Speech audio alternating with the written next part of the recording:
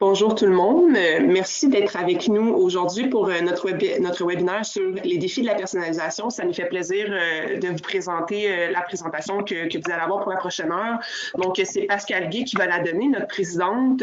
Avant de lui donner la parole, en fait, je vais juste donner quelques informations. Là. Premièrement, je vais commencer par me présenter. Donc, je suis Roxane Noiseux, je suis gestionnaire marketing ici chez Dialogue Insight.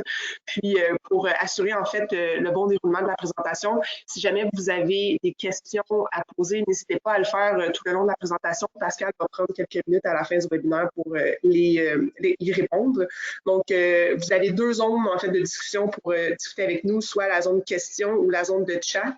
Donc, vous pouvez prendre celle qui vous convient le mieux. Sinon, comme je mentionnais, là, les questions vont être répondues à la fin. Donc, c'est pas mal ça de mon côté. Pascal, je te laisse partir avec ta présentation. Alors, est-ce que vous m'entendez bien? Roxane, est-ce que tu m'entends? Oui, je t'entends. Je pense pas qu'il y a de problème à ce niveau-là. Parfait. Je vais juste confirmer, pas parler toute seule de mon côté.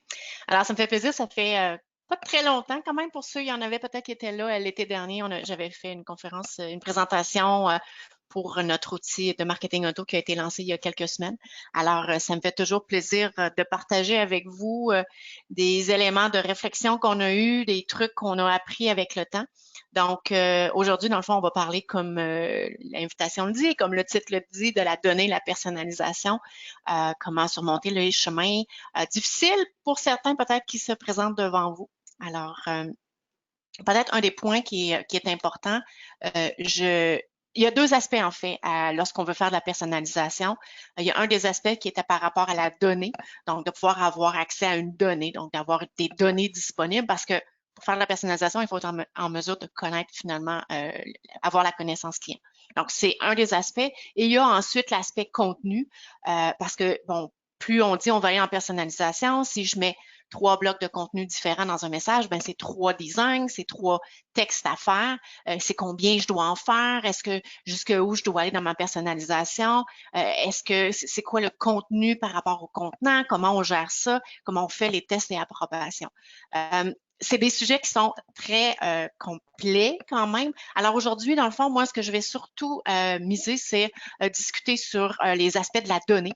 Donc, comment, dans le fond, avoir accès à une donnée, c'est quoi la fréquence de mise à jour, l'accessibilité. Et lorsqu'on va parler plus d'exploitation, on fera un parallèle vers un autre webinaire qui aura lieu là, dans les prochaines semaines, prochains mois, où est-ce que là, on va vraiment dire, OK, maintenant qu'on a la donnée, on sait ce qu'on veut faire, on a des idées de stratégie, comment, à partir de ce moment-là, on implémente ça et comment on fait les tests et ces choses-là. Donc, ça va être un autre sujet. Aujourd'hui, on va couvrir vraiment les aspects sur la donnée.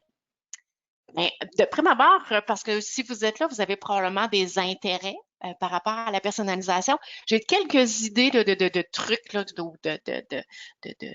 d'éléments, de données disponibles pour la personnalisation que j'ai déjà sortis, mais j'aimerais ça que vous preniez prendre 2 minutes pour que vous me partagiez quels sont les projets de personnalisation, ce que vous souhaiteriez faire dans les prochains mois, dans la prochaine année. Donc, utilisez la section questions pour me dire c'est quoi les projets, comme ça je vais pouvoir vraiment aller directement peut-être présenter des idées ou présenter des trucs et astuces pour faire cette personnalisation-là. Donc, je vais donner quelques minutes pour que vous me disiez justement quels sont vos projets que vous souhaiteriez faire, comme quelle personnalisation vous souhaiteriez ajouter dans vos communications pour cibler vos clients. Donc, vous pouvez utiliser la section chat ou la section questions, comme disait Roxane. Présentement, j'ai personne qui m'a dit quels sont leurs projets. Donc, peut-être que vous êtes plus là aussi pour aller voir qu'est-ce que vous pourriez faire. Donc, vous pourrez en rajouter au fur et à mesure si jamais vous avez des idées de personnalisation pour qu'on puisse, comme je dis, vraiment les aborder. Alors, si on va directement dans le sujet qui nous intéresse, la disponibilité de la donnée. C'est sûr que c'est un des défis que vous allez avoir, c'est où aller chercher la donnée, où elle est disponible, cette donnée-là. Il y a plein de différentes façons d'aller chercher de la donnée, que ce soit par des imports, exports de fichiers, par des API.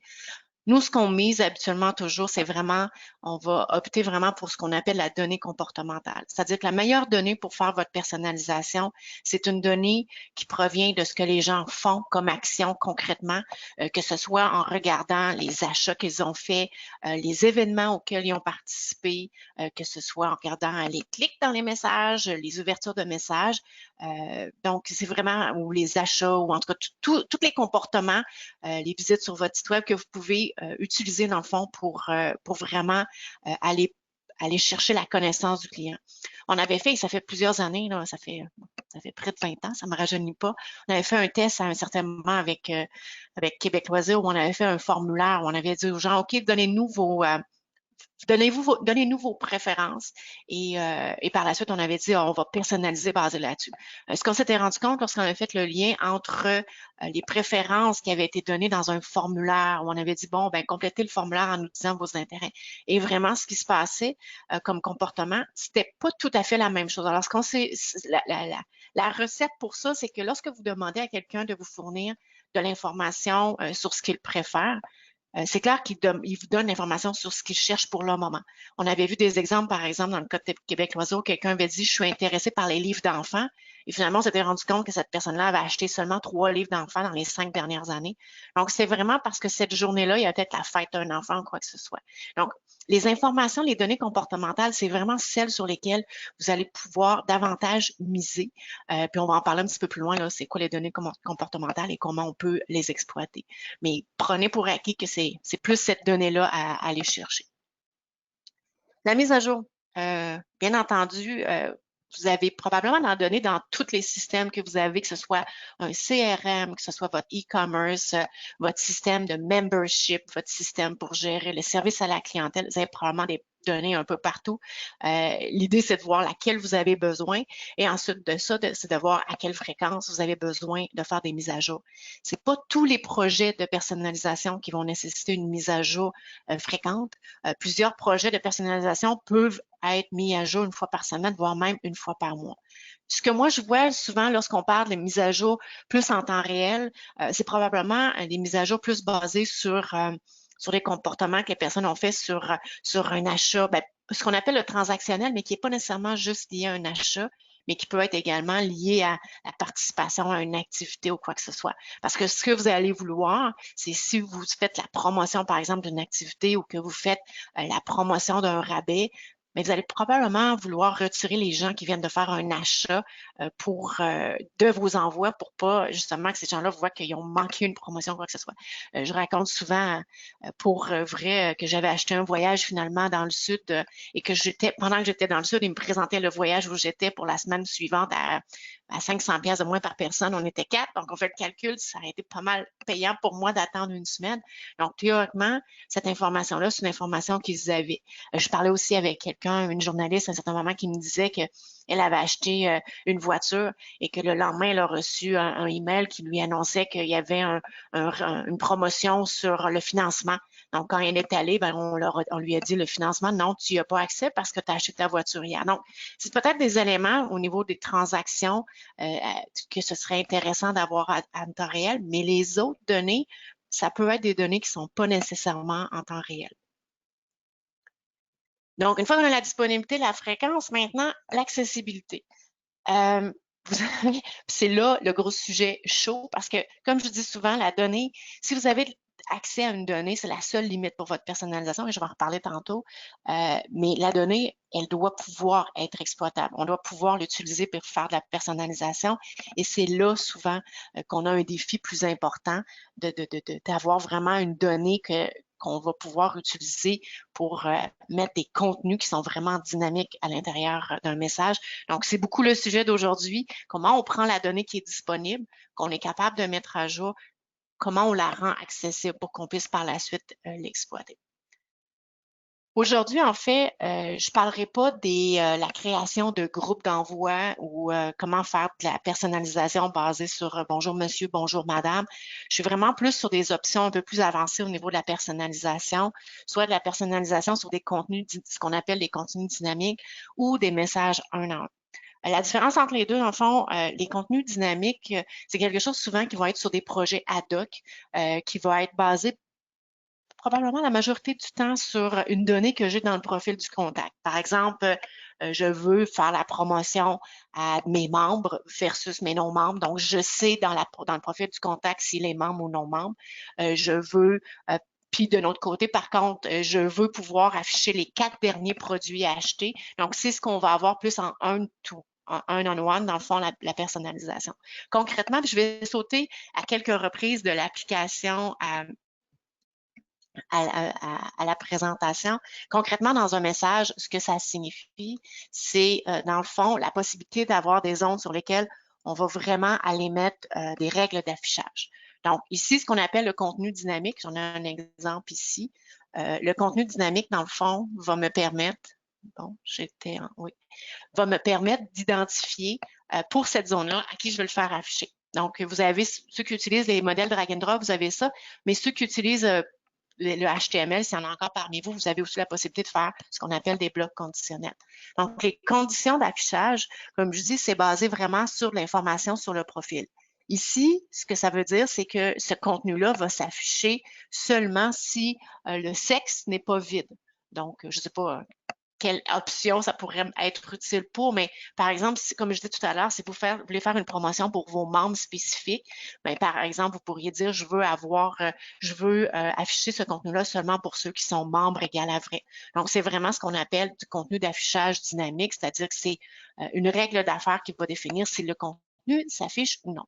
Contrairement à ce qu'on appelle des contenus one-on-one, et je m'excuse, le message n'est pas super beau, le contenu one-on-one, lui, quant à lui, c'est un contenu qui est très difficile à tester d'ailleurs, mais c'est un contenu qui vient vraiment se peupler basé sur cette personne-là spécifique. C'est pas une règle d'affaires sur le profil. Ici, par exemple, on voit les 3 derniers produits ajoutés à... Oui? Je sais pas, je pense qu'on t'a perdu, Pascal. Je sais pas si ton micro... Est-ce que tu m'entends mieux, là?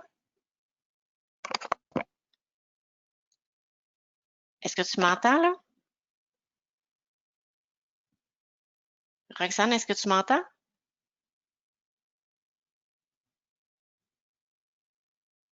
Roxane, tu m'entends?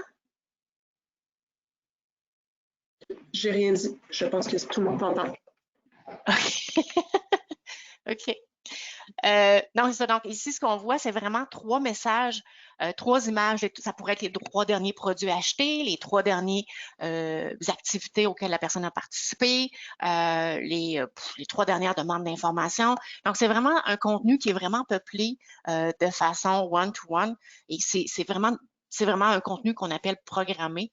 C'est souvent, bon, on va en reparler plus tard, là, mais c'est souvent les tables relationnelles. Donc, c'est les 2 types de personnalisation parce que c'est les personnalisations qui vont vous permettre d'aller un petit peu plus loin dans vos projets puis de pouvoir vraiment miser sur du one-on-one, comme on dit régulièrement. Donc, c'est ce que je voulais vous présenter au niveau des contenus dynamiques et des messages 1 à 1. Il y a 6 méthodes pour obtenir de la donnée personnalisée. Pour personnaliser, il y en a plus que 6 probablement. Là, j'en ai présenté 6 présentement, qui sont des méthodes qui sont assez simples. Donc, on va regarder comment utiliser un code postal pour cibler une région, comment mettre à jour une liste de contacts. C'est souvent une petite affaire que vous connaissez moins ou que les gens ne voient pas comment ils peuvent utiliser ce genre de traitement-là. Puis, ce que je vous présente dans le fond, bon, je vous le présente dans l'application Dialogue Insight, mais c'est quelque chose qui peut se faire, il y a bien des choses qui pourraient se faire dans un fichier Excel, même à la limite, avec un import de données. Transformer un historique en indicateur, bonifier la connaissance avec les données comportementales, centraliser la connaissance client et bénéficier de la personnalisation. Donc, c'est des 6 sujets sur lesquels je vais discuter aujourd'hui. Première des choses, une donnée pour exploiter de la personnalisation, le plus facile, il y a 3 types de données qui sont faciles à utiliser. Il y a le type de données vrai ou faux. C'est facile de dire est-ce que tu es membre ou non membre. Donc, si j'ai une case qui dit membre égale vrai, membre égale faux, c'est super facile après ça, lorsqu'on arrive pour ajouter des contenus dynamiques, de pouvoir dire OK, je veux que ça s'affiche pour ce type de contact-là avec cette valeur-là. L'autre élément aussi qu'on va voir assez régulièrement, c'est si le champ est vide. je parle de membre versus non-membre si j'ai une case qui dit s'il est membre et non-membre. Mais de l'autre côté, si ce que j'ai, c'est une case qui me dit le numéro de client ou le numéro de membre, bien, je pourrais dire que s'il n'y a pas de numéro de membre, c'est parce qu'il n'est pas membre. Donc, la notion de une case vide ou non vide est également un bon indicateur pour faire de la personnalisation. C'est pas nécessairement juste vrai ou faux. Donc, probablement que vous avez déjà des champs sur lesquels vous pourriez personnaliser qui seraient disponibles. Souvent, ce qu'on on va parler un peu avec nos clients pour dire, ben, parce que pour moi, il y a 3 éléments qui sont primordiaux lorsqu'on fait de la récolte de données, surtout si vous avez plusieurs entreprises ou si vous avez plusieurs divisions ou si vous êtes dans un mode national ou une association avec plusieurs bureaux, c'est d'être en mesure d'avoir le code postal. Moi, je dis souvent, dans l'élément de base pour récupérer des données sur les clients, c'est nom, prénom, email et code postal pour pouvoir situer la personne et pouvoir lui donner. C'est sûr que si vous allez aller plus loin, le sexe, le groupe d'âge, c'est tous des éléments qui sont possibles. Et dans le fond, avec les champs vides ou non vides, on peut facilement faire des groupes et d'aller chercher de l'information, faire des promotions, faire des contenus pour aller peupler cette information-là qui ne serait pas disponible. L'autre élément qui est aussi facile, qui va faciliter finalement la personnalisation, c'est si on utilise des formats de saisie. Souvent, vous n'êtes pas la personne en charge de la base de données, vous ne connaissez peut-être pas les critères qui sont dans la base de données, vous savez que vous avez une information, mais est-ce que c'est, par exemple, pour la langue, est-ce que c'est F, FR, E, EN, est-ce que c'est pour le sexe F, H, est-ce que il y a finalement, il y a plein de données. Là, on parle des données de base, mais lorsque vous avez arrivé, par exemple, dans des groupes d'âge, dans des personas ou dans des segments qui auraient été créés ailleurs, mais ça peut être difficile de faire de la personnalisation. Donc, pour exploiter ces données-là, le plus simple, c'est toujours d'aller moi, ce que j'appelle faire des formats de saisie. Je vais aller vous montrer un peu ce qui en revient lorsqu'on veut faire des formats de saisie. Donc, je vais cliquer ici. Et ça, vous avez accès à ça. Donc, un format de saisie, c'est vraiment un format qui permet d'indiquer quels sont les champs qui sont disponibles pour faire de la saisie finalement pour le client. Je ne sais pas lequel j'avais qui pourrait être avec. Je vais aller dans la fiche contact. Je pense que ça va être encore plus simple. Un format de saisie. Bon, malheureusement, oui, j'en ai un ici. Dans le fond, ici, je l'ai, le sexe. L'homme et la femme, le sexe égal est féminin ou masculin. En fait, ça, c'est un format de saisie qui me permet de choisir féminin et masculin. Je n'ai pas besoin de me tracasser quelle est l'information qui est en arrière, quel est le tag ou dans la base de données, qu'est-ce qui est contenu. Je peux facilement venir créer mes formats de saisie de cette façon-là. Donc, quand j'arrive pour personnaliser, je n'ai pas besoin de dire si le sexe égale à F ou M, mais je fais si le sexe égale masculin ou féminin. Donc, je vais vraiment chercher. Donc, concrètement, si je retourne dans les champs du projet pour vous montrer celui-là, la façon que ça a été fait pour qu'on puisse y avoir plus facilement accès, c'est que j'ai finalement 2 choix, masculin et féminin. Et dans le fond, j'ai masculin et M. Donc, dans la base de données, qui peut être une base de données extérieure, qui peut être une base de données qui est créée sur l'application, c'est le M qui a été utilisé. Ce qui est intéressant ici, c'est que je pourrais avoir un masculin, féminin, je pourrais quand même avoir une autre façon de rentrer. Par exemple, je pourrais avoir un autre, peut-être pas pour le sexe, mais pour la langue, je pourrais avoir des systèmes qui vont peupler l'information différente. Donc, je pourrais dire aussi masculin, c'est ou anglais, c'est E ou A ou EN, tout dépendant du système que j'ai. C'est sûr que je vais en parler tout à l'heure. Le mieux, c'est vraiment d'aller formater votre base de données pour qu'elle soit au même format pour tous. Donc, ça, pour moi, c'est un des éléments qui va faciliter la personnalisation. Si au lieu de connaître la structure de la base de données et l'information qui est à l'intérieur, d'être en mesure de définir un format de saisie. Donc, comment concrètement vous pouvez utiliser un code postal pour cibler une région? En fait, il y a 2 choses. Vous avez un outil dans l'application qui permet de faire du géotargeting. Lorsque vous allez dans la configuration, vous pouvez configurer, vous pouvez faire de la recherche sur l'aide en ligne. Ici, dans le fond, ce qu'on veut faire, c'est qu'on va faire du géotargeting sur le code postal. Donc, ce que je vais aller faire à la base, c'est que je vais me faire un groupe basé sur justement le code postal. Je veux faire ça pourquoi? Ben, je voudrais ajouter dans l'intérieur de mon message. Puis comme je vous dis, dans le fond, mon objectif, c'est pas de faire une segmentation puis de dire je vais envoyer à ceux de la région X, mais bien d'avoir un message et un bloc dans ce message-là qui est pour la région X. Donc, je vais me créer un groupe géo. Créer.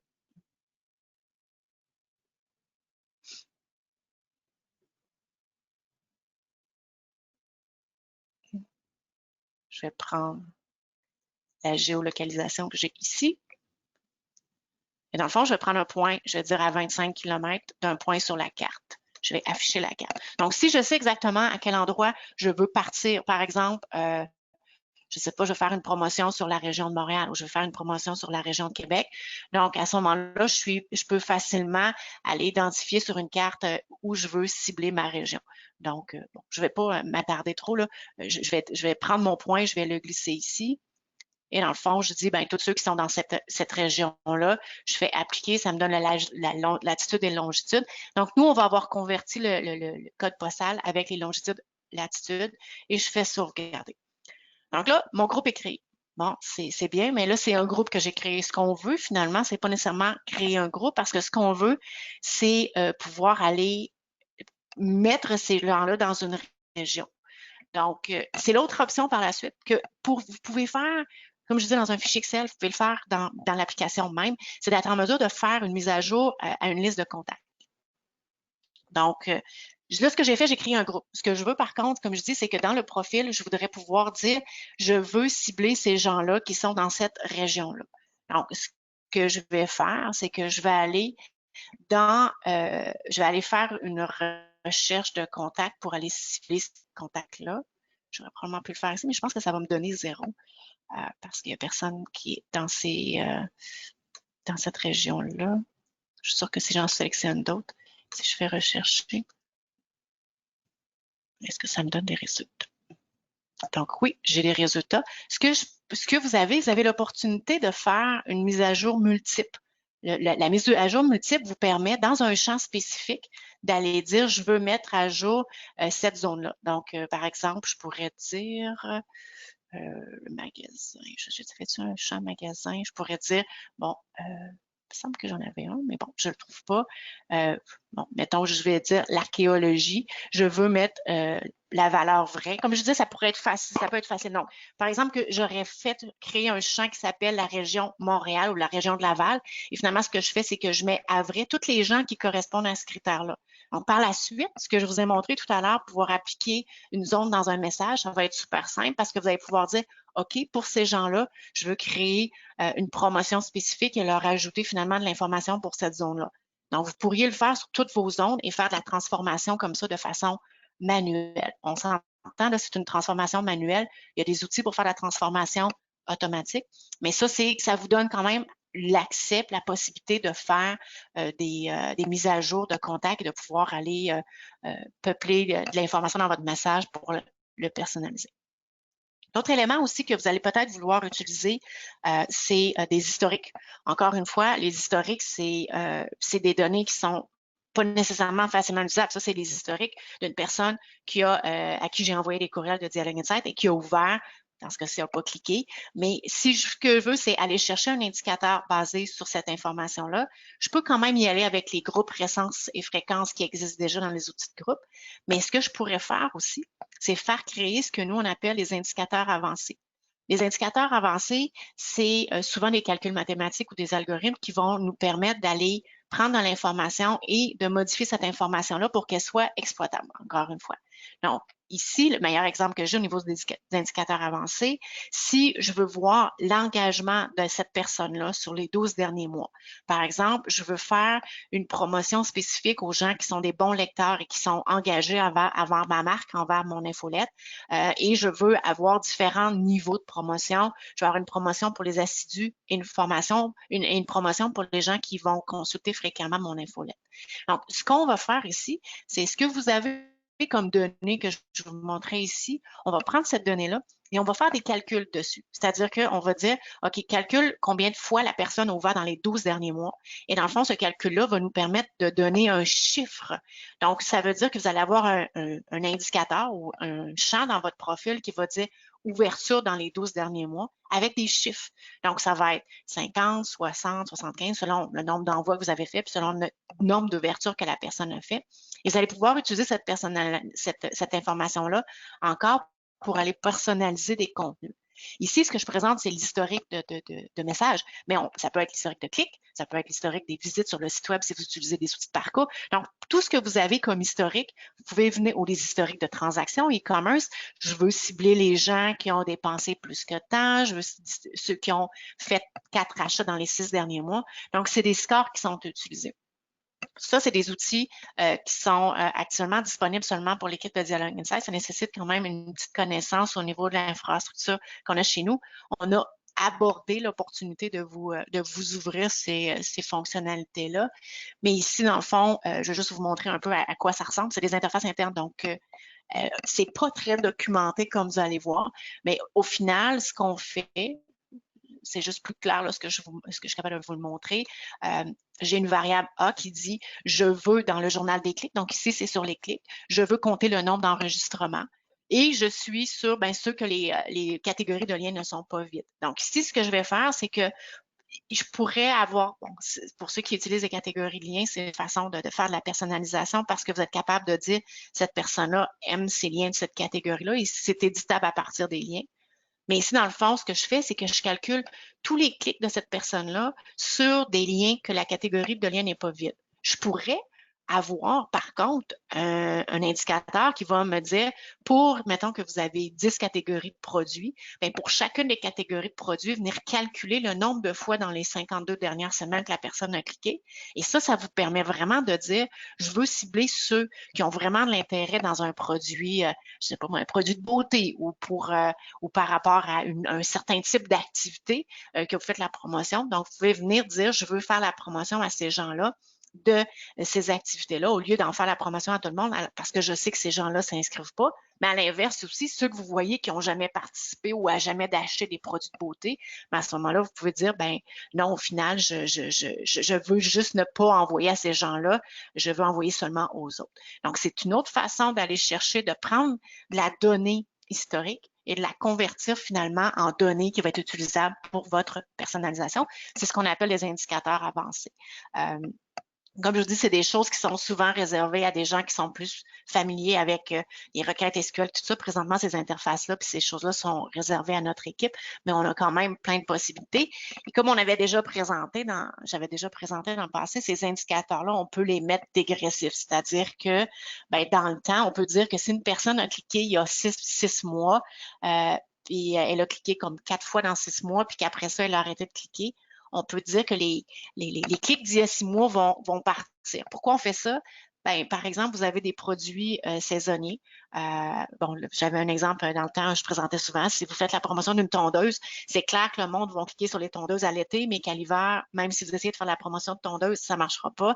Donc, il faut que les tondeuses, que peut-être au bout de 3 mois qu'on arrête, ou la peinture, si on est encore dans le domaine de la quincaillerie, si on sait que c'est des produits à consommation rapide, on sait que quelqu'un magasine de la peinture, habituellement, ça va s'acheter dans les 3 prochaines semaines.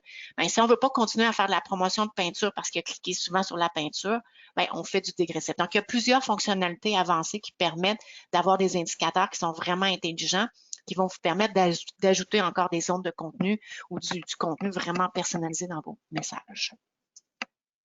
J'en ai parlé tout à l'heure au niveau des contenus. On mise beaucoup maintenant sur tout ce qui est les données comportementales et on a tellement maintenant de possibilités d'extraire ces données-là et tellement d'outils. Il y en a plusieurs qui sont déjà dans Dialogue Insight. On a des outils de concours, des outils de sondage, d'activité, mais ça peut être des coupons rabais, ça peut être les documents téléchargés, les activités participées, les achats faits, les contrats, les demandes. Donc, toutes les informations que vous avez à l'extérieur du système qui sont des informations qui vont vous permettre d'aller positionner du contenu dans votre infolette, bien entendu, c'est de la donnée qu'il faut aller chercher. je te donnais tout à l'heure l'exemple. Des fois, on a besoin d'avoir le contenu au complet si on veut créer des indicateurs, comme je disais tout à l'heure, sur la catégorie produit qui est intéressant ou quoi que ce soit. Mais des fois, on a besoin juste d'une information. Comme par exemple, je disais tout à l'heure, au niveau de la date du dernier achat, si je veux pas faire la promotion d'un voyage dans le sud, quelqu'un qui vient juste d'acheter, ou la promotion d'un rabais sur le financement sur quelqu'un qui vient d'acheter une voiture, ben à ce moment-là, je pourrais facilement utiliser cette date-là pour ne pas cibler, donc c'est-à-dire ne pas envoyer du tout de promotion, ou bien je pourrais utiliser juste cette date-là pour dire, ben je veux personnaliser dans moins de 15 jours.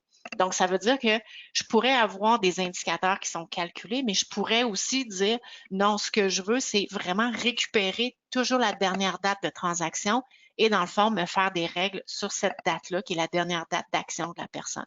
Donc, c'est des choses, lorsque vous avez accès à la donnée, qui sont quand même assez simples à faire. Au niveau de la transformation de données, vous allez vous en rendre compte, vous avez probablement plusieurs systèmes avec des données différentes. Peut-être que les numéros de téléphone ne sont pas inscrits pareil, les langues ne sont pas inscrites pareil, puis tout ça. Mais c'est sûr qu'avec le temps, on développe des outils qui permettent de vraiment faire de la transformation de données pour s'assurer de pas avoir justement un champ avec 6 valeurs pour les langues alors qu'on a juste français et anglais. Donc, d'avoir une possibilité de faire une transformation, comme je vous disais tout à l'heure, de transformer des indicateurs, des champs en vrai ou faux ou avec des formats de saisie. Donc, c'est toutes des choses qui sont des choses disponibles. L'objectif, c'est vraiment de prendre votre donnée, de la transformer pour que vous soyez capable de l'utiliser dans vos personnalisations. On dit souvent lorsqu'on rencontre les clients, c'est de rendre la donnée accessible pour les gens de marketing. On n'est pas souvent des gens qui sont des whiz en base de données, en requête SQL ou quoi que ce soit, mais c'est quand même les équipes marketing qui l'exploitent, donc de pouvoir avoir un format qui est intéressant pour vous. Donc, c'est une autre chose qui est faite. On en a parlé quand même dans les derniers mois, dernières années. On a lancé il y a quelques mois, l'année passée, ce qu'on appelle le référentiel client unique. C'est un des défis aussi que vous allez voir, c'est d'avoir la possibilité d'intégrer des données de différents systèmes et des données que vous avez des clés de contact complètement différents. Donc, j'ai par exemple une base de données client que bien entendu, ou de membres, que bien entendu, je suis une association, ça c'est mes membres, mais j'ai quand même mes prospects avec lesquels je veux parler, avec lesquels je veux faire la promotion parce que mes activités sont réservées pour mes membres, mais mes non-membres peuvent y participer. Donc, il faut que j'intègre ces données-là ensemble. Donc, le RCU, c'est une façon d'aller prendre des bases de données qui sont différentes, qui ont des clés différentes parce que, bon, mon membre a un numéro de membre alors que mon prospect n'en a pas, et de pouvoir faire un profil unifié pour que le jour où le prospect devient membre, qu'on soit capable de faire un lien entre le prospect qu'on avait et le membre. Souvent, on voit souvent que, bon, vous savez, l'élément qui est le plus utilisé pour pour se connecter à des systèmes ou comme clé, c'est souvent l'adresse électronique. Donc, à la majorité des cas, nos clients vont utiliser des adresses électroniques pour dire si c'est la même adresse électronique, c'est le même contact. Donc, si j'ai un prospect qui avait une adresse X, puis que finalement, j'ai un client qui vient avec cette même adresse X-là, je fais un lien entre les deux et ça devient un seul client, un seul contact et j'arrête de faire la promotion de prospect à celui qui est client membre finalement. Et donc, ça permet justement, si vous êtes une organisation, de faire la promotion de vos activités au lieu d'afficher le tarif membre et non membre, mais de vraiment pouvoir dire j'affiche le tarif membre à ceux que je sais qui sont membres au final. Donc, c'est quand même assez simple à mettre en place également. Notre équipe est au courant. Vous voyez, il y a plein de facettes pour faire de la personnalisation. On est content parce que lorsqu'on faisait les conférences il y a 6-7 ans, c'est quand même pas il y a pas très longtemps, là, parce que les premières conférences que j'ai faites sur le sujet, c'est en 2003, donc c'est il y a 17 ans. Mais on faisait des conférences il y a 5-6 ans encore et on demandait aux gens de lever la main sur la personnalisation qu'ils faisaient. Et il y en avait beaucoup qui faisaient peu ou pas de personnalisation. Là, je peux vous annoncer que la personnalisation est vraiment rendue au Québec. On a de plus en plus des clients. Un bel exemple, c'est la Société des alcools qui est vraiment avec un message qui est très bien personnalisé. Malheureusement, c'est pas fait à partir de chez nous. Il y a le Métro également qui font beaucoup d'actions au niveau de la personnalisation de leur infolette. Donc, on voit que ça s'en vient au niveau des infolettes. Et on devient avec des structures qui sont de plus en plus complexes dans le sens où J'ai 8 blocs de contenu. Chacun des blocs de contenu va être basé selon, bon, s'il est membre ou non membre, s'il est dans telle région, si ça, c'est son magasin préféré. Donc, ça venait un peu difficile de faire cette gestion-là. Donc, on est content. Puis, je vous invite vraiment, là, la présentation, le lancement va se faire à la mi-novembre, de voir où on s'en va avec ces outils-là. On a quand même développé des outils qui vont nécessiter que vous ayez accès à la donnée, qu'elle soit exploitable. Donc, ça n'enlève pas l'obligation, mais qui vont vraiment aider la personnalisation. Donc, c'est vraiment de définir des règles d'affaires plus complexes pour vraiment générer un message un à un pour chacun de vos clients. Et dans le fond, c'est ce qu'on appelle présentement l'outil de segmentation et les actifs. On est en train de trouver un meilleur nom parce que c'est pas la segmentation, ça va beaucoup plus loin que faire juste la segmentation. Mais dans le fond, je voulais vous présenter rapidement là, où on s'en allait avec cet outil-là. Dans le fond, c'est un outil qui permet vraiment de générer des critères et des segments de clients pour pouvoir afficher des contenus spécifiques dans un message. Je vais aller à l'autre page, vous allez peut-être plus le voir, c'est plus visuel. Dans le fond, ici, j'ai créé des segments de clients. Je dis, bon, ben pour ceux qui sont, mettons qu'on prend pour écrire critère A, pas E, ça veut dire qui est membre de la région de Québec, qui est membre, mais pas de la région de Québec. Que le critère B, c'est il est de telle région ou donc vous prenez pour acquis que chacun a des critères. Essayez peut-être de les appliquer chez vous. Qu'est-ce que ça pourrait être comme critère? Ce qu'on fait en fait, c'est qu'ensuite de ça, on dit pour chacun, voici le contenu. Là, c'est assez simple, j'ai mis juste une image, mais ça pourrait être un titre, une image personnalisée, ça pourrait être un texte, ça peut être peu importe, mais je voulais le mettre un peu plus visuel. Donc, je suis critère A, pas E, je vois le Lake View. Je suis critère B, je vois le Garden View. Je suis critère C et D, je vois le Ocean View. Et je suis haute, je vois le générique. Ça va jusqu'à maintenant, c'est assez simple. Si je suis un des critères, je vois un des contenus. Par contre, si je suis 2, 3 critères, si je réponds aux 3 critères qui sont là, que je suis critère A, pas E, et que je suis critère B, et que je suis critère C et D, qu'est-ce qu'on réalise, qu'est-ce qu'on fait? Donc, le nouvel outil qu'on a développé, que vous voyez l'interface ici, dans le fond, ce que vous voyez, c'est une zone dans laquelle je vais afficher justement cette promotion-là.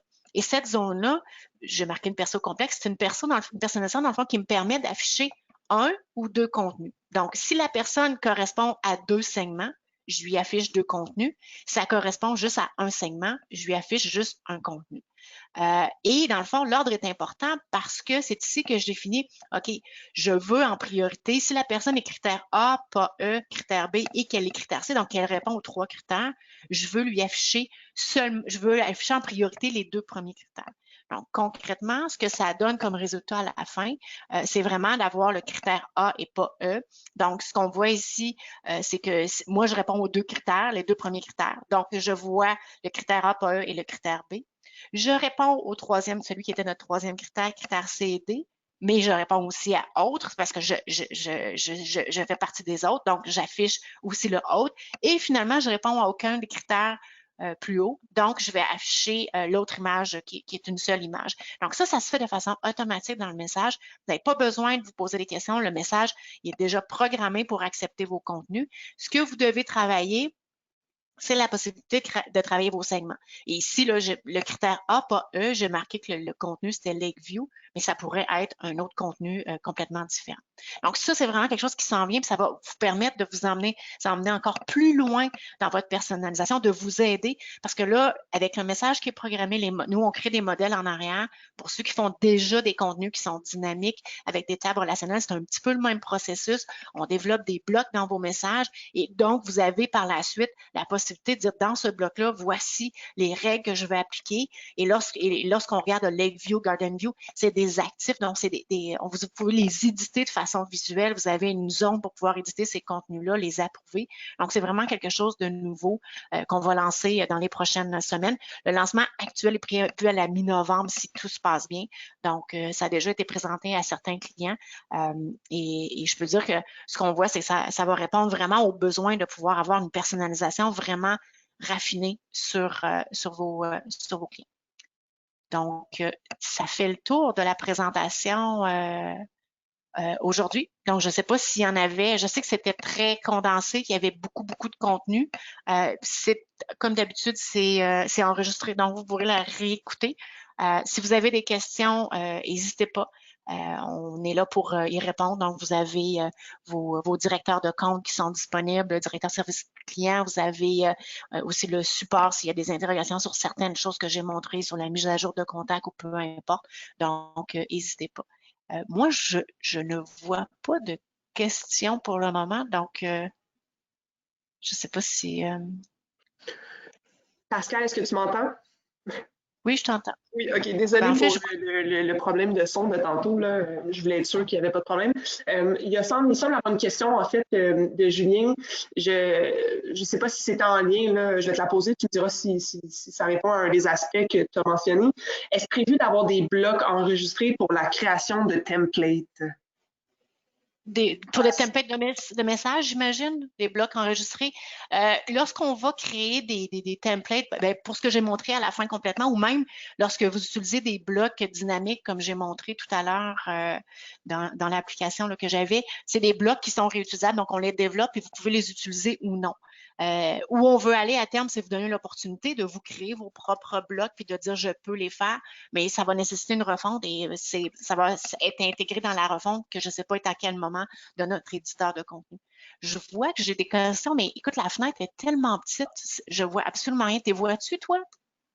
Oui, moi je les vois, mais il y en a juste une. J'avais vraiment OK. juste. Bon, tu sembles avoir répondu à la question de Julien, donc c'est parfait. Euh, non, c'est ça. Si vous avez d'autres questions, n'hésitez pas. On peut prendre quelques secondes, là, vous laisser le temps de les taper, mais je pense que tu as été super clair. Les gens ont l'air d'avoir trouvé ça intéressant là, de pouvoir se familiariser un peu plus avec l'application puis les options de personnalisation. Parfait. Ben, écoutez, comme je dis, on s'en va et on n'est pas en retard. Si vous n'en faites pas encore, vous n'êtes pas en retard. C'est là où on s'en va et on voit de plus en plus des gens qui veulent le faire. Et nous, on dit toujours, on préfère que vous fassiez moins d'envois, mais des envois personnalisés avec du contenu personnalisé parce qu'on en reçoit tellement de courriels. Le vœu le plus cher de Dialogue Insight, c'est de nettoyer les bases de courriels du monde pour qu'à chaque fois qu'on reçoit un courriel, que ce soit un courriel qui est pertinent pour vous. On est loin d'être là parce que si, comme moi, vous recevez 100 courriels par jour qui sont pas pertinents, on a encore du travail à faire, mais et dans le fond, le prochain webinaire, on va plutôt parler de justement des stratégies. Une fois qu'on a la donnée exploitable, comment on peut l'utiliser, qu'est-ce qu'on peut faire avec. Donc, on va faire un webinaire d'ici la fin de l'année qui va couvrir ce sujet-là. J'ai une question de Véronique qui s'est ajoutée. Oui. Est-ce que les indicateurs avancés vont être disponibles pour tout le monde éventuellement? Je pense que c'est quelque chose que tu as montré. Oui, c'est ça. En fait, les indicateurs avancés sont déjà disponibles, c'est juste que vous ne pouvez pas les faire. C'est nous qui devons les faire pour vous. Donc, juste parler avec, il y a des frais pour la mise en place. Il pourrait y avoir des frais aussi pour leur utilisation parce que c'est quand même des calculs que je n'ai pas montrés, mais c'est des calculs qui vont se faire sur une base quotidienne, hebdomadaire et tout ça. Donc, c'est quand même quelque chose là, qui nécessite un peu de processeur. Donc, il pourrait avoir des frais, mais vous pouvez déjà les utiliser. C'est juste que vous ne pouvez pas les programmer. C'est nous qui devons les programmer pour vous.